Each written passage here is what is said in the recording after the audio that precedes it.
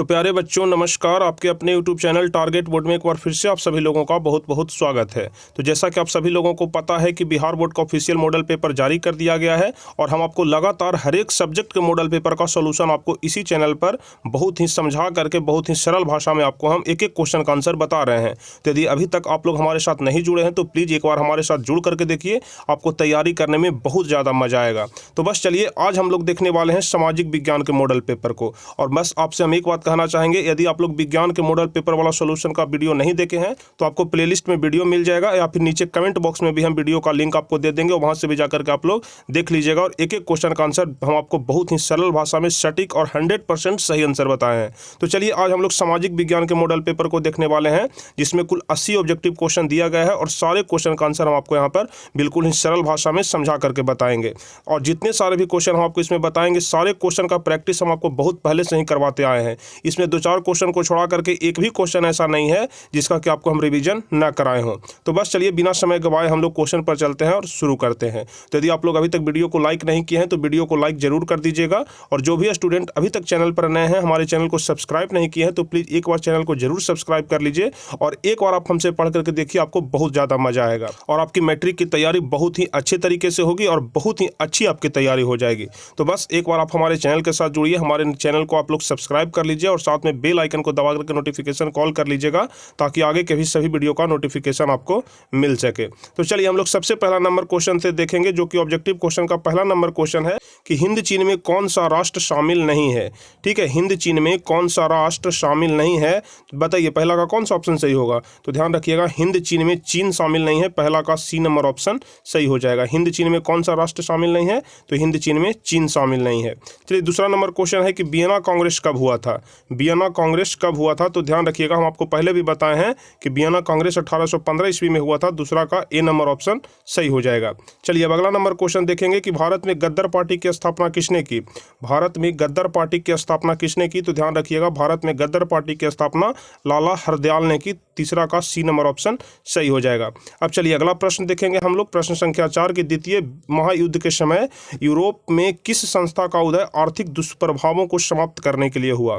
ठीक है, द्वितीय महायुद्ध के बाद यूरोप में किस संस्था का उदय आर्थिक दुष्प्रभावों को समाप्त करने के लिए हुआ। तो आप लोग ध्यान रखिएगा, यूरोपीय संघ का उदय हुआ था आर्थिक दुष्प्रभावों को समाप्त करने के लिए, तो चौथा का डी नंबर ऑप्शन सही हो जाएगा। सारे प्रश्न यहाँ पर ज़्यादा महत्वपूर्ण प्रश्न है, एक एक क्वेश्चन महत्वपूर्ण है, तो आप लोग एक एक क्वेश्चन को एक एक प्रश्न को आप लोग जरूर देखिएगा और वीडियो को शुरू से लेकर के अंत तक देखिएगा, ताकि आपसे एक भी क्वेश्चन मिस ना हो जाए। अब चलिए 5वां नंबर क्वेश्चन है कि नरोत्तम सिंहानुक किस देश के शासक थे। नरोत्तम सिंहानुक किस देश के शासक थे, तो ध्यान रखिएगा, नरोत्तम सिंहानुक कंबोडिया के शासक थे, 5वां का डी नंबर ऑप्शन सही हो जाएगा। चलिए 6वां नंबर क्वेश्चन है कि वाष्प चालित ईंधन का आविष्कार किसने किया था। वाष्प चालित ईंधन का आविष्कार किसने किया था, तो ध्यान रखिएगा, वाष्प चालित ईंधन का आविष्कार जेम्स वाट ने किया था, 6 का बी नंबर ऑप्शन सही हो जाएगा। अब चलिए 7वां नंबर क्वेश्चन है कि Tata iron and steel company की स्थापना कब की गई। Tata iron and steel company की स्थापना कब की गई, 7वां नंबर प्रश्न है, तो ध्यान रखिएगा, इसका बी नंबर ऑप्शन सही हो जाएगा कि 1907 ईस्वी में Tata iron and steel company की स्थापना की गई थी, 7वां का बी नंबर ऑप्शन सही होगा। चलिए 8वां नंबर क्वेश्चन है कि गोल घर कहाँ स्थित है, तो जाहिर सी बात है सभी लोग जानते होंगे कि गोल घर पटना में स्थित है, 8वां का बी नंबर ऑप्शन सही हो जाएगा। चलिए 9वां नंबर क्वेश्चन है कि किस अमेरिकी राष्ट्रपति ने न्यू डील लागू की, यानी कि कौन सा अमेरिकी राष्ट्रपति था जिन्होंने न्यू डील लागू किया, बताइए 9वां का कौन सा ऑप्शन सही होगा। तो ध्यान रखिएगा, 9वां का बी नंबर ऑप्शन सही होगा, एफ.डी. रूजवेल्ट। ठीक है, यानी कि एफ.डी. रूजवेल्ट ही अमेरिकी राष्ट्रपति था जिन्होंने न्यू डील लागू किया। यदि आप लोग क्वेश्चन का आंसर जानते हैं तो नीचे लाइव चैट में आप लोग बताते चलिएगा। इसमें बहुत सारे क्वेश्चन ऐसे हैं जिसका रिवीजन हम आपको बार बार अपने इसी चैनल पर बहुत समय पहले से ही करवाते आ रहे हैं और एक दो बार नहीं बहुत बार उसका हम रिवीजन करवाए हैं। देखिए आगे बहुत सारे क्वेश्चन ऐसे आएंगे। चलिए 10वां नंबर क्वेश्चन, और हम आशा करते हैं कि आप लोगों को 80 में से 80 नंबर जरूर आना चाहिए, मिनिमम 80 में से 70 नंबर जरूर आना चाहिए, 70 से नीचे आप लोग को बिल्कुल नहीं आना चाहिए, क्योंकि हम आपके लिए बहुत ज़्यादा मेहनत किए हैं। चलिए 10वां नंबर क्वेश्चन है कि नेपोलियन संहिता किस वर्ष लागू की गई। नेपोलियन संहिता किस वर्ष लागू की गई, तो ध्यान रखिएगा, नेपोलियन संहिता 1804 ईस्वी में लागू किया गया, 10वां का डी नंबर ऑप्शन सही हो जाएगा। चलिए 11 नंबर क्वेश्चन है कि फ्रैंकफर्ट की संधि कब हुई। बहुत ही ज़्यादा महत्वपूर्ण प्रश्न है, हम आपको यह प्रश्न बहुत बार रिवाइज करा चुके हैं। तो बताइए फ्रैंकफर्ट की संधि कब हुई, तो आप लोग ध्यान रखिएगा, फ्रैंकफर्ट की संधि 1871 ईस्वी में हुआ था, 11 का डी नंबर ऑप्शन सही हो जाएगा। चलिए 12 नंबर क्वेश्चन है कि कार्ल मार्क्स का जन्म हुआ था। कार्ल मार्क्स का जन्म कहाँ हुआ था? जर्मनी में कि इंग्लैंड में कि पोलैंड में कि फ्रांस में? 12 का कौन सा ऑप्शन सही होगा? तो ध्यान रखिएगा, कार्ल मार्क्स का जन्म जर्मनी में हुआ था। 12 का ए नंबर ऑप्शन सही हो जाएगा। चलिए अगला नंबर क्वेश्चन है कि 1991 में निम्न में से कौन अस्तित्व में आया? 1991 में निम्न में से कौन अस्तित्व में आया? तो ध्यान रखिएगा, 1991 में नई आर्थिक नीति आया था। 13 का सी नंबर ऑप्शन सही हो जाएगा। नई आर्थिक नीति 1991 में ही आया था। चलिए 14 नंबर क्वेश्चन है कि इन आर्थिक क्रियाओं में कौन प्राथमिक क्षेत्र से संबंधित नहीं है? ठीक है, प्राथमिक क्षेत्र से संबंधित इनमें से कौन नहीं है? तो देखिए, मत्स्य पालन प्राथमिक क्षेत्र से संबंधित है, खनन भी है, वन भी है, लेकिन बैंकिंग जो है वह प्राथमिक क्षेत्र से संबंधित नहीं है, इसलिए 14 का बी नंबर ऑप्शन सही हो जाएगा। अब चलिए 15 नंबर क्वेश्चन है कि जमशेदपुर, दुर्गापुर, भिलाई और सलेम किस उद्योग के केंद्र हैं? जमशेदपुर, दुर्गापुर, भिलाई और सलेम किस उद्योग के केंद्र हैं? सीमेंट उद्योग की, चीनी उद्योग की, आयरन एंड स्टील उद्योग की, वस्त्र उद्योग? बताइए इसका कौन सा ऑप्शन सही हो जाएगा? तो ध्यान रखिएगा, क्वेश्चन नंबर 15 का सी ऑप्शन सही होगा, आयरन और स्टील उद्योग। यानी कि जो जमशेदपुर हो गया, दुर्गापुर हो गया, भिलाई हो गया और सलेम हो गया, वह आयरन और स्टील कंपनी के लिए जाना जाता है। चलिए अब 16 नंबर क्वेश्चन देखेंगे कि प्रति व्यक्ति आय का आशय क्या होता है? प्रति व्यक्ति आय का आशय क्या होता है? तो आप लोग ध्यान रखिएगा कि प्रति व्यक्ति आय का आशय होता है औसत आय। 16 का बी नंबर ऑप्शन सही हो जाएगा। अब चलिए 17 नंबर क्वेश्चन देखेंगे कि राष्ट्रीय विकास परिषद का गठन कब हुआ? बताइए 17 का कौन सा ऑप्शन सही होगा? तो ध्यान रखिएगा, राष्ट्रीय विकास परिषद का गठन 1952 ईस्वी में हुआ था। 17 का सी नंबर ऑप्शन सही हो जाएगा। चलिए 18 नंबर क्वेश्चन देखेंगे कि बांग्लादेश की मुद्रा क्या है? बांग्लादेश की मुद्रा क्या है? रुपया है कि क्रोना है कि डॉलर है कि टका है? तो ध्यान रखिएगा, बांग्लादेश का मुद्रा टका है। 18 का डी नंबर ऑप्शन सही हो जाएगा। लेकिन रुपया कहाँ कहाँ का है? तो भारत का है, पाकिस्तान का है, नेपाल का है, सभी जगह रुपया चलता है। डॉलर अमेरिका में चलता है। तो ध्यान रखिएगा, बांग्लादेश का पूछ रहा है तो बांग्लादेश का रुपया का नाम है टका, यानी कि बांग्लादेश का मुद्रा टका है। चलिए 19 नंबर क्वेश्चन है कि राष्ट्रीय आय का अर्थ क्या होता है? राष्ट्रीय आय का अर्थ क्या होता है? तो ध्यान रखिएगा, राष्ट्रीय आय का अर्थ होता है उत्पादन के साधनों का आय। 19 का डी नंबर ऑप्शन सही हो जाएगा। अब चलिए 20वां नंबर क्वेश्चन देखेंगे कि भारत में उपभोक्ता संरक्षण कानून कब लागू हुआ? भारत में उपभोक्ता संरक्षण कानून कब लागू हुआ? तो ध्यान रखिएगा, 1986 ईस्वी में भारत में उपभोक्ता संरक्षण कानून लागू हुआ था। 20 का बी नंबर ऑप्शन सही हो जाएगा। चलिए 21 नंबर क्वेश्चन है कि भूमि विकास बैंक द्वारा किस प्रकार का ऋण प्रदान किया जाता है? भूमि विकास बैंक के द्वारा किस प्रकार का ऋण प्रदान किया जाता है? बहुत ही ज्यादा महत्वपूर्ण प्रश्न है। बताइए 21 का कौन सा ऑप्शन सही होगा? तो ध्यान रखिएगा, इसका सी नंबर ऑप्शन सही होगा, दीर्घकालीन ऋण। यानी कि भूमि विकास बैंक के द्वारा दीर्घकालीन ऋण प्रदान किया जाता है। अब चलिए 22वां नंबर क्वेश्चन है कि भारत में किस प्रकार की आर्थिक प्रणाली पाई जाती है? भारत में किस प्रकार की आर्थिक प्रणाली पाई जाती है? तो ध्यान रखिएगा, इसका सी नंबर ऑप्शन सही होगा कि भारत में मिश्रित अर्थव्यवस्था की आर्थिक प्रणाली पाई जाती है। 22 का सी नंबर ऑप्शन सही हो जाएगा। चलिए अगला नंबर क्वेश्चन है कि नागार्जुन सागर परियोजना संबंधित है। नागार्जुन सागर परियोजना किससे संबंधित है? तो आप लोग ध्यान रखिएगा, नागार्जुन सागर परियोजना कृष्णा नदी से संबंधित है। तो यह 23 का डी नंबर ऑप्शन सही हो जाएगा कि कृष्णा से है। अब चलिए 24 नंबर क्वेश्चन देखेंगे कि 26 दिसंबर 2004 को विश्व का कौन भाग सुनामी से प्रभावित हुआ था? 26 दिसंबर 2004 ईस्वी को विश्व का कौन सा भाग सुनामी से प्रभावित हुआ था? तो बंगाल की खाड़ी, यानी कि 24 का डी नंबर ऑप्शन सही हो जाएगा कि 26 दिसंबर 2004 को बंगाल की खाड़ी जो था वह सुनामी से प्रभावित हुआ था। चलिए अगला नंबर प्रश्न देखेंगे कि सामान्य संचार व्यवस्था के बाधित होने का मुख्य कारण क्या है? सामान्य संचार व्यवस्था के बाधित होने का मुख्य कारण क्या है? तो ध्यान रखिएगा, केबल का टूट जाना। 25 का ए नंबर ऑप्शन सही हो जाता है। यानी कि जब केबल टूट जाता है, जब तार ही टूट जाता है तो संचार व्यवस्था उससे बाधित हो जाता है। चलिए अब 26 नंबर क्वेश्चन देखेंगे कि बाढ़ क्षति पहुंचाती है किसकी? बाढ़ क्षति किसकी पहुंचाती है? फसलों की, भवनों की, पशुओं की, इनमें से सभी की? बताइए 26 का कौन सा ऑप्शन सही होगा? तो ध्यान रखिएगा, जब बाढ़ आता है तो फसल का भी क्षति होता है, भवन का भी क्षति होता है, पशु का भी क्षति होता है, इसलिए इसका डी नंबर ऑप्शन सही हो जाएगा, उपयुक्त सभी की। चलिए 27 नंबर क्वेश्चन है कि स्वर्णिम चतुर्भुज संबंधित किससे है? स्वर्णिम चतुर्भुज किससे संबंधित है? तो ध्यान रखिएगा, 27 का बी नंबर ऑप्शन सही हो जाएगा कि स्वर्णिम चतुर्भुज सड़क मार्ग से संबंधित है। 27 का बी नंबर ऑप्शन सही हो जाएगा। चलिए 28 नंबर क्वेश्चन है कि बाढ़ के समय लोगों को जाना चाहिए, कहाँ जाना चाहिए? जब गांव में बाढ़ आ जाता है या फिर कहीं पर भी बाढ़ आ जाता है तो सभी लोग ऊंचे स्थान पर जाते हैं, इसलिए बाढ़ के समय लोगों को उच्च भूमि पर जाना चाहिए। 28 का सी नंबर ऑप्शन सही हो जाएगा। अब चलिए 29 नंबर क्वेश्चन देखेंगे कि निम्न में से कौन क्षेत्रीय राजनीतिक दल है? निम्न में से कौन है जो कि क्षेत्रीय राजनीतिक दल है? तो जनता दल, यानी कि जेडीयू जिसको बोलते हैं, जो नीतीश कुमार का पार्टी है, वह क्षेत्रीय राजनीतिक दल दल है, 29 का सी नंबर ऑप्शन सही हो जाएगा। चलिए अब अगला नंबर क्वेश्चन देखेंगे कि पंचायत के चुनाव कौन करवाता है। जो पंचायत का चुनाव होता है, मुखिया, सरपंच, वार्ड सदस्य सबका, वह कौन करवाता है? तो यह राज्य चुनाव आयोग करवाता है, 30 का सी नंबर ऑप्शन सही हो जाएगा। पंचायत चुनाव राज्य चुनाव आयोग करवाता है। चलिए 31 नंबर क्वेश्चन है कि भारत के किस राज्य से पंचायती राज की शुरुआत हुई? भारत के किस राज्य से पंचायती राज की शुरुआत हुई? तो ध्यान रखिएगा, इसका डी नंबर ऑप्शन सही होगा कि भारत के राजस्थान राज्य से ही पंचायती राज की शुरुआत हुई। 31 का डी नंबर ऑप्शन सही हो जाएगा। चलिए 32 नंबर क्वेश्चन कह रहा है कि वर्ष 1975 भारतीय राजनीति में किस लिए जाना जाता है? वर्ष 1975 भारतीय राजनीति में किस लिए जाना जाता है? तो ध्यान रखिएगा 32 का सी नंबर ऑप्शन सही हो जाएगा कि देश में आंतरिक आपातकाल लागू हुआ था, यानी कि 1975 ईस्वी में देश में आपातकाल लगाया गया था, इसलिए 32 का सी नंबर ऑप्शन सही होगा कि वर्ष 1975 भारतीय राजनीति में देश में आंतरिक आपातकाल लागू हुआ, इसके लिए जाना जाता है। चलिए अब 33 नंबर क्वेश्चन देखेंगे जो कि बहुत ही ज़्यादा महत्वपूर्ण प्रश्न है और हमको बहुत बार आपको हम बता चुके हैं कि ताड़ी विरोधी आंदोलन किस प्रांत से शुरू किया गया।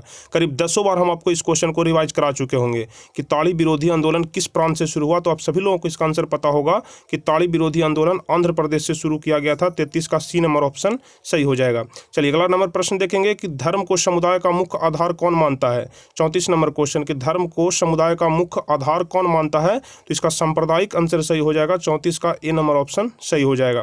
चलिए 35 नंबर क्वेश्चन देखेंगे कि सत्ता में साझेदारी सही है क्योंकि, तो आप लोग ध्यान रखिएगा, इसका डी नंबर ऑप्शन सही हो जाएगा कि विभिन्न समुदायों के बीच टकराव कम करती है, इसलिए सत्ता में साझेदारी जरूरी है। चलिए अगला नंबर प्रश्न हम लोग देखेंगे कि नेपाल में सप्तदलीय गठबंधन का मुख्य उद्देश्य क्या है? नेपाल में सप्तदलीय गठबंधन का मुख्य उद्देश्य क्या है? 36 का कौन सा ऑप्शन सही होगा? तो ध्यान रखिएगा, इसका बी नंबर ऑप्शन सही होगा कि लोकतंत्र की स्थापना करना, यानी कि नेपाल में जो सप्तदलीय गठबंधन है उसका मुख्य उद्देश्य है लोकतंत्र की स्थापना करना। हम आपको जितने सारे भी क्वेश्चन का आंसर बता रहे हैं, सभी क्वेश्चन का आंसर बिल्कुल 100% सही आंसर है, एक भी आंसर आपको गलत नहीं मिलेगा। और यदि आप लोग को वीडियो अच्छा लग रहा हो तो इसे लाइक और शेयर जरूर करिएगा और चैनल को जरूर सब्सक्राइब कर लीजिएगा जो अभी तक चैनल को सब्सक्राइब नहीं किए हैं। चलिए अगला नंबर प्रश्न हम लोग देखेंगे कि भारत के इन राज्यों में कौन कोयले का सबसे बड़ा उत्पादक है? यानी कि यहाँ पर 4 राज्य का नाम दिया गया है और पूछा जा रहा है कि इनमें से कौन राज्य ऐसा है जहाँ पर कि सबसे अधिक मात्रा में कोयला पाया जाता है। तो ध्यान रखिएगा, झारखंड में सबसे अधिक कोयला पाया जाता है। 37 का बी नंबर ऑप्शन सही हो जाएगा। चलिए अगला नंबर प्रश्न देखेंगे कि सौर ऊर्जा के उत्पादन के लिए सर्वाधिक उपयुक्त राज्य कौन है? बहुत ही ज़्यादा महत्वपूर्ण प्रश्न है और हम आपको बहुत बार इसका रिवाइज भी करा चुके हैं। सौर ऊर्जा के उत्पादन के लिए सर्वाधिक उपयुक्त राज्य कौन है? 38 का कौन सा ऑप्शन सही होगा? तो ध्यान रखिएगा, राजस्थान राज्य है। सौर ऊर्जा के उत्पादन के लिए सर्वाधिक उपयुक्त राज्य कौन है? तो राजस्थान। अब चलिए 39 नंबर प्रश्न हम लोग देखेंगे कि बिहार की पहली नदी घाटी परियोजना कौन है?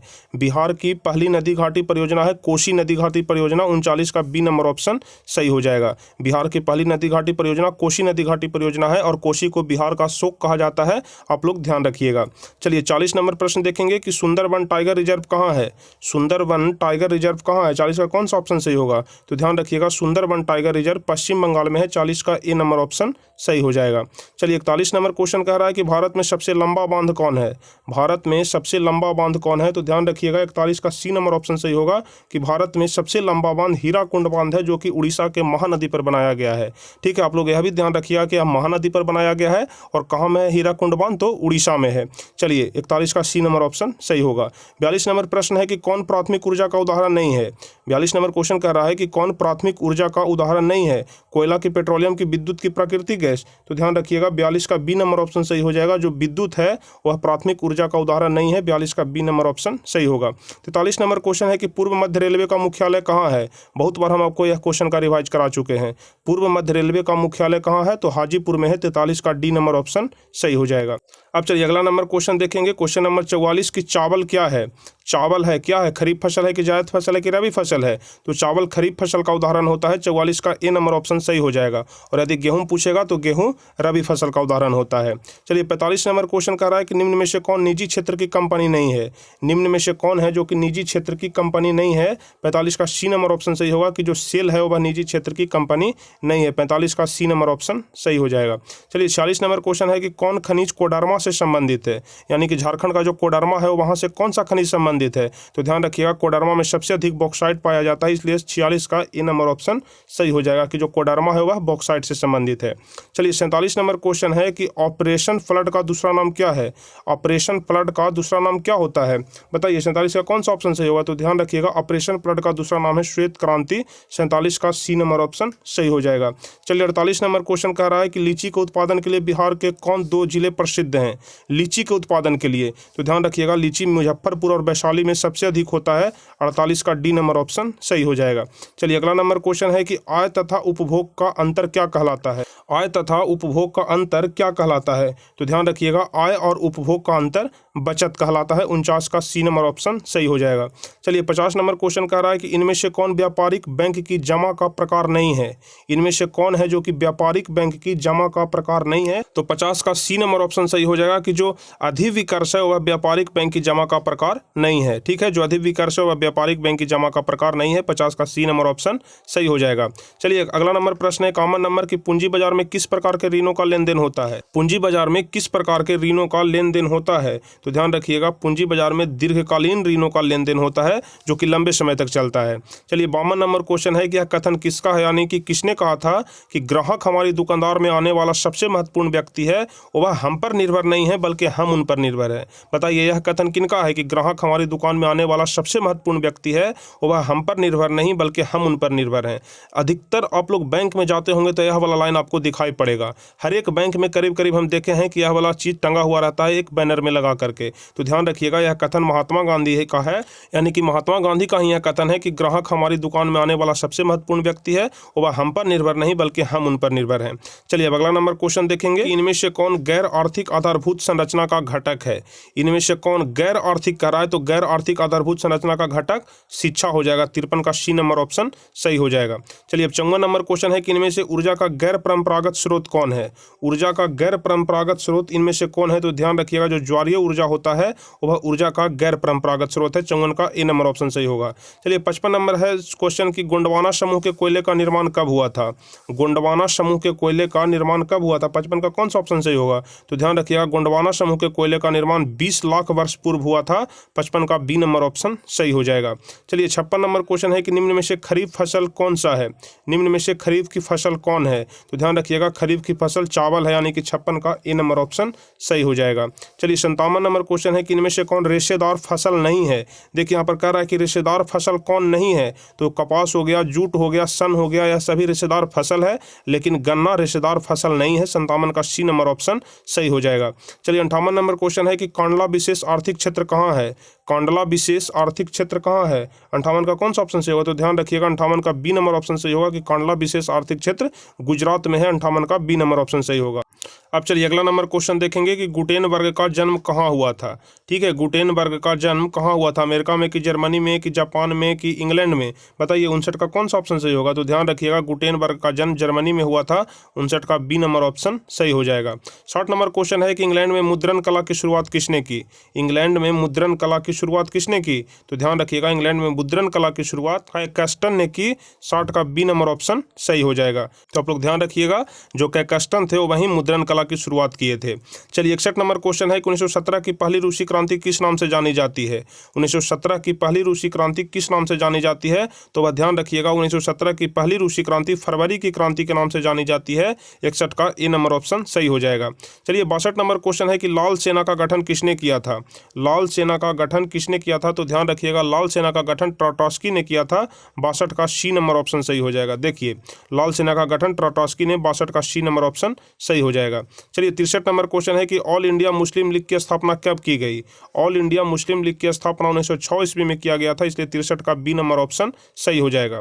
64 नंबर क्वेश्चन है कि तख्त श्री हरिमंदिर साहिब कहाँ स्थित है। तो ध्यान रखिएगा कि तख्त श्री हरिमंदिर साहिब पटना में स्थित है, 64 का ए नंबर ऑप्शन सही हो जाएगा। ठीक है, तख्त श्री हरिमंदिर साहिब पटना में स्थित है। चलिए 65 नंबर क्वेश्चन जो कि बहुत ही ज़्यादा आसान क्वेश्चन है कि सिपाही विद्रोह कब हुआ था। तो अब सभी लोगों को पता होगा कि सिपाही विद्रोह 1857 ईस्वी में हुआ था। चलिए अब 66 नंबर क्वेश्चन है कि श्वेत क्रांति का संबंध अर्थव्यवस्था के किस क्षेत्र से है। तो आप लोग देखिए, जो श्वेत क्रांति होता है वह दूध से संबंधित होता है, और दूध जो होता है वह पशुपालन से संबंधित होता है। जो पशुपालन है वह प्राथमिक क्षेत्र के अंतर्गत आता है, इसलिए श्वेत क्रांति का संबंध प्राथमिक क्षेत्र से है। 66 का ए नंबर ऑप्शन सही हो जाएगा। चलिए 67 नंबर क्वेश्चन की बिहार दिवस कब मनाया जाता है। बिहार दिवस कब मनाया जाता है, तो आप सभी लोगों को पता होगा कि बिहार दिवस 22 मार्च को मनाया जाता है। 67 का बी नंबर ऑप्शन सही होगा। 68 नंबर क्वेश्चन है कि सबसे बड़े पशु मेला का आयोजन किया जाता है। सबसे बड़े पशु मेला का आयोजन कहाँ किया जाता है, तो आप सभी लोगों को पता होगा कि एशिया का सबसे बड़ा पशु मेला सोनपुर में लगता है। 68 का ए नंबर ऑप्शन सही हो जाएगा। सबसे बड़े पशु मेला का आयोजन सोनपुर में होता है। अब चलिए 69 नंबर क्वेश्चन है कि सासाराम में किस ऐतिहासिक शासक का मकबरा स्थित है। ठीक है, सासाराम में किस ऐतिहासिक शासक का मकबरा स्थित है, तो आप सभी लोग ध्यान रखिएगा, सासाराम में शेर शाह सूरी का मकबरा स्थित है। 69 का सी नंबर ऑप्शन सही हो जाएगा। चलिए 70 नंबर क्वेश्चन है कि फ्लाइंग शटल मशीन का आविष्कार किसने किया। फ्लाइंग शटल मशीन का आविष्कार किसने किया था, तो ध्यान रखिएगा, फ्लाइंग शटल मशीन का आविष्कार जॉन ने किया था। 70 का बी नंबर ऑप्शन सही हो जाएगा। अब चलिए 71 नंबर क्वेश्चन कह रहा है कि दुर्गापुर स्टील प्लांट किस राज्य में स्थित है। ठीक है, दुर्गापुर स्टील प्लांट ध्यान रखिएगा आप लोग पश्चिम बंगाल में स्थित है। 71 का सी नंबर ऑप्शन सही हो जाएगा कि दुर्गापुर स्टील प्लांट पश्चिम बंगाल में स्थित है। सारे क्वेश्चन यहाँ पर महत्वपूर्ण क्वेश्चन है। इसी प्रकार के क्वेश्चन आपसे बोर्ड एग्जाम में पूछे जाएंगे, इसलिए आप लोग एक एक क्वेश्चन को अच्छे तरीके से याद कर लीजिएगा। चलिए 72 नंबर क्वेश्चन है कि सेडान का युद्ध कब हुआ था। सेडान का युद्ध कब हुआ था, तो ध्यान रखिएगा 1870 ईस्वी में सेडान का युद्ध हुआ था। 72 का बी नंबर ऑप्शन सही हो जाएगा। अब अगला नंबर क्वेश्चन है क्वेश्चन नंबर 73 कि हीगेल कौन था। बताइए हीगेल कौन था, 73 का कौन सा ऑप्शन सही होगा, तो ध्यान रखिएगा कि हीगेल एक दार्शनिक था। 73 का सी नंबर ऑप्शन सही हो जाएगा। 74 नंबर क्वेश्चन है कि मार्च 1946 में फ्रांस एवं वियतनाम के बीच होने वाला समझौता किस नाम से जाना जाता है। मार्च 1946 ईस्वी में जो फ्रांस और वियतनाम के बीच जो समझौता हुआ था, उस समझौते को किस नाम से जाना जाता है, तो ध्यान रखिएगा उस समझौते को हनोई समझौता के नाम से जाना जाता है। 74 का बी नंबर ऑप्शन सही हो जाएगा। चलिए 75 नंबर क्वेश्चन है कि बंगाल विभाजन कब निरस्त किया गया। बंगाल विभाजन को कब निरस्त किया गया, तो आप सभी लोग ध्यान रखिएगा कि बंगाल विभाजन 1905 ईस्वी में लॉर्ड कर्जन के द्वारा निरस्त कर दिया गया था। 75 का ए नंबर ऑप्शन सही होगा, और नाम भी ध्यान रखिएगा, लॉर्ड कर्जन के द्वारा 1905 ईस्वी में। चलिए 76 नंबर क्वेश्चन है कि किस भूकंपीय तरंग की गहनता सबसे कम होती है। ठीक है, किस भूकंपीय तरंग की गहनता सबसे कम होती है, तो ध्यान रखिएगा जो एस तरंग होता है उसकी भूकंपीय गहनता सबसे कम होता है। 76 का बी नंबर ऑप्शन सही हो जाएगा, इस तरंग। चलिए 77 नंबर क्वेश्चन है कि कुल जल का कितना प्रतिशत भाग महासागरों में निहित है। ठीक है, कुल जल का कितना प्रतिशत भाग महासागरों में है, तो ध्यान रखिएगा कि कुल जल का 97% भाग महासागरों में है। 77 का डी नंबर ऑप्शन सही हो जाएगा। अब 78 नंबर क्वेश्चन है कि बिहार की किस नदी पर नदी घाटी परियोजना नहीं है। बिहार की किस नदी पर नदी घाटी परियोजना नहीं है, तो आप सभी लोग ध्यान रखिएगा कि बिहार के पुनपुन नदी पर नदी घाटी परियोजना नहीं है। 78 का डी नंबर ऑप्शन सही हो जाएगा। चलिए अब 79 नंबर क्वेश्चन है कि गेहूं फसल है। गेहूं किस प्रकार का फसल है, तो आप सभी लोगों को पता होगा कि गेहूं रबी फसल का उदाहरण है और चावल खरीफ फसल का उदाहरण होता है। तो ध्यान रखिएगा 79 का बी नंबर ऑप्शन सही हो जाएगा कि गेहूं रबी फसल का उदाहरण है। चलिए 80 और सबसे लास्ट क्वेश्चन है कि बलवंत राय मेहता समिति का संबंध इनमें से किससे है। बलवंत राय मेहता समिति का संबंध इनमें से किससे है, तो ध्यान रखिएगा बलवंत राय मेहता समिति का संबंध पंचायती राज व्यवस्था से है। 80 का बी नंबर ऑप्शन सही हो जाएगा। तो चलिए कुल यही 80 क्वेश्चन था जो कि आपको सामाजिक शास्त्र यानी कि सामाजिक विज्ञान के मॉडल पेपर में देखना था, कि जिसमें कि बताए गए सारे क्वेश्चन आपको बहुत ज़्यादा महत्वपूर्ण है, और जितने सारे भी क्वेश्चन हैं सारे क्वेश्चन हम आपको पीछे के वीडियो में रिवाइज करा चुके हैं। तो आपका कितना आंसर सही हुआ आप हमें नीचे कमेंट बॉक्स में जरूर बताइए। और जिन लोगों से भी बिहार बोर्ड का ऑफिशियल मॉडल पेपर अभी तक डाउनलोड नहीं हुआ है, तो वे लोग टेलीग्राम में जुड़ जाएं, क्योंकि अभी तक बहुत सारे स्टूडेंट ऐसे हैं जो कि हमारे पास मैसेज कर रहे हैं कि सर हमारे पास मॉडल पेपर भेज दीजिए। तो हम कमेंट बॉक्स में टेलीग्राम ग्रुप का लिंक दे देंगे, आप लोग कमेंट में जा करके सबसे ऊपर में ही देखिएगा, हम उस मैसेज को पिन कर देंगे। आप वहां से जाकर के टेलीग्राम ग्रुप में जुड़ जाइएगा, वहां से आपको सारे मॉडल पेपर मिल जाएंगे। तो आपको यह वीडियो कैसा लगा आप हमें कमेंट बॉक्स में जरूर बताइएगा। आपका कितना आंसर सही हुआ ये भी बताइएगा। कम से कम 80 में से 70 क्वेश्चन जरूर सही होना चाहिए। चलिए यदि 70 क्वेश्चन नहीं सही होता है तो आप लोगों को अभी और अधिक मेहनत करने की आवश्यकता है, समय बहुत कम है, अधिक मेहनत करिए। तो चलिए आपको यदि वीडियो अच्छा लगा हो तो वीडियो को अधिक से अधिक लाइक करिए, अधिक से अधिक शेयर करिए। और जो भी स्टूडेंट चैनल पर नए हैं, पहली बार वीडियो देख रहे थे, तो प्लीज़ आप सभी लोग हमारे चैनल को जरूर सब्सक्राइब कर लीजिए। और एक बार आप हम पर भरोसा करके देखिए, एक बार आप हमसे पढ़ के देखिए, हम बहुत ही अच्छी तरीके से मैट्रिक की तैयारी करा रहे हैं अपने इसी चैनल पर। तो चलिए फिर मिलेंगे हम आपसे अगले वीडियो में, तब तक के लिए जय हिंद, धन्यवाद और मन लगा करके पढ़ते रहिए।